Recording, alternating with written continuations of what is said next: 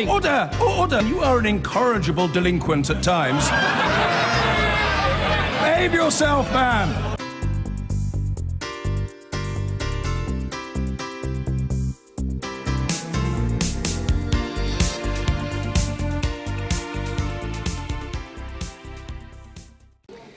Now, this may be an increasingly youthful party, I'm feeling it too, but its hero Jeremy Corbyn is in his late 60s and the party's leader is not the only pensioner that's being lauded here.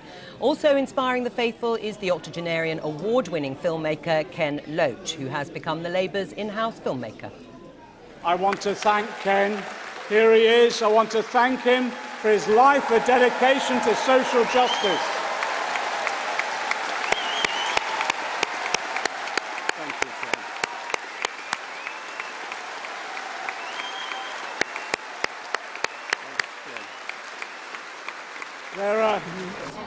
And Ken Loach joins me now. I'm sorry, I shouldn't have mentioned your age so early on, should I? It's impolite to a woman. I wouldn't ask you, would I? No, I hope not. Well, there you are. I'm not as old as you, I'm just going to say that. Okay. Not quite. Not many people are, but there you go. Yeah, so are you feeling it here when there are so many young people here? Why are you and Jeremy Corbyn, two pensioners, being lauded so much by all these young people at the Labour Party conference? I don't know, you'd have to ask them, wouldn't you? But what is it, do you think, that's inspiring a youth movement from people like Jeremy? I think people know that they're being ripped off. People know that there's a conscious cruelty by this government against people who are vulnerable, insecurity for housing, insecurity in their work. And yet, employment, because students are suffering a massive debt. Yeah, every group of people in society are really struggling. And I think people have finally woken up to the fact and they realise that Jeremy and John McDonnell have policies that will deal with these issues. What about the fact that employment is at its highest? Unemployment, as you know, is extremely low.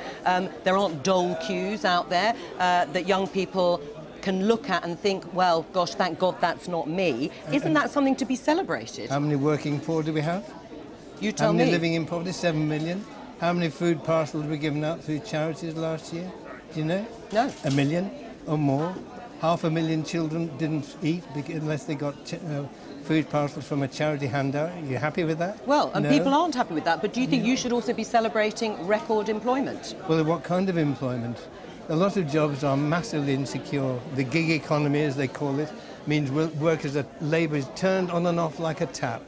So people will be rung in the middle of the night, get in for 6 o'clock for a shift. If they don't go, they don't get paid. If they don't go, they won't get work in the future. You know, this is a society built on insecurity, exploitation and being ripped off by one of the harshest governments this country has seen. Well, you talked about the conscious cruelty. There'll be many people who will say, well, are you implying that Conservatives and people who support a Conservative government are consciously cruel? Yeah, absolutely.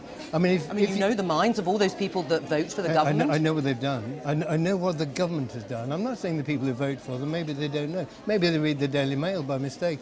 But the government knows that the people are forced to food banks. When the government imposes sanctions on people who have no other money, and what are they going to do? How are they going to eat? They know they're going to go to food banks, and you have Squire Mogg saying how uplifted he is by people having to go to charity food banks. Right. I mean, but you are coming... Sorry, if I can just finish this. They know they are imposing hunger on people who are vulnerable.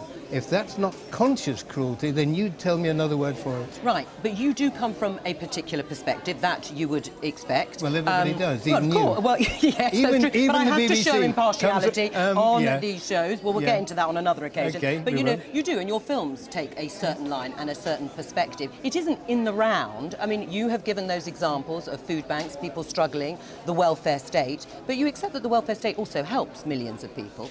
Well, it used to. I think there's a big question. It doesn't help people now? Well, to an extent, but there's a big discussion about that this afternoon, I think, isn't it, about social care, you know, about the disabled people who are left abandoned in their houses. But it also helps millions of people back into work. It provides for millions of people in sickness and old age. I'm not sure it does help them back into work.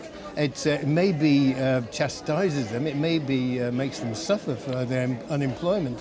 I mean, you look quizzical. Is this your objectivity? No, I'm not looking quizzical. I'm looking interested, I think. Well, I thought you were looking quizzical. Don't impose on me what you think I'm thinking at the time. Your expression indicates it. That's all right. Well, let's talk about something else and see what my face says then.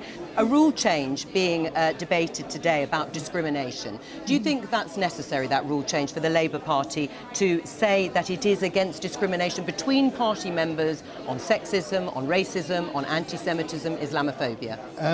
Well, I've been going to Labour Party meetings for over 50 years. I've gone to trade union meetings, I've gone to meetings of left groups and campaigns. I have never, in that whole time, heard a single anti-Semitic word or racist word. Now, I'm not saying it certainly exists in society. We interviewed the Labour MP Ruth Smeeth, who said she had really come up against anti-Semitism. Yes, well, it's funny these stories suddenly appeared when Jeremy Corbyn became leader, isn't it? I mean, presumably it's gone on for decades. I wonder why it suddenly appeared now. They would explain that, say that perhaps Jeremy Corbyn has allowed the oxygen for those sort of views to be, yes, you're right, they were already there, but the oxygen's allowed. I think that's absolute mischief. Why do you think it's mischief and not truth? Because Jeremy Corbyn has been a long-time supporter of the Palestinians and the injustice that is done to them, their theft of their land by the Israelis, and the massacre of people in Gaza, the blockade of Gaza, the ill-treatment of children by the Israelis. And that's his view on Palestinians. So why do you think the accusations about anti-Semitism have actually risen so much? Because I think their aim is to destabilise Jeremy's leadership, and this is what it's about. Labour MPs within the party are trying to destabilise them, and they are, to some extent, confecting these stories. I'm saying that this story there is no validity to it. In my experience, no validity whatsoever, and I think you'd have to provide better evidence than has been provided so far. Right. I mean, there was a fringe meeting yesterday that we talked about at the beginning of the show where there was a discussion about the Holocaust. Did it happen or didn't it? Is that the sort of discussion? I don't think there was a discussion about the Holocaust. Well, it was reported and it was on the very fringe, but would you say that was unacceptable? I think history is for us all to discuss, wouldn't you? Say that again, sorry, I missed History is for all of us to discuss. Even what all history is our common heritage to discuss and analyse. The founding of the State of Israel, for example, based on ethnic cleansing, is there for us all to discuss. The role of Israel now is there for us to discuss. So don't try to subvert that by false stories of anti-Semitism. Why a rule change needed then to stop discrimination? I'm not sure it is. OK. I'm going to have to end it there, but thank you very much for joining us. That's it for today.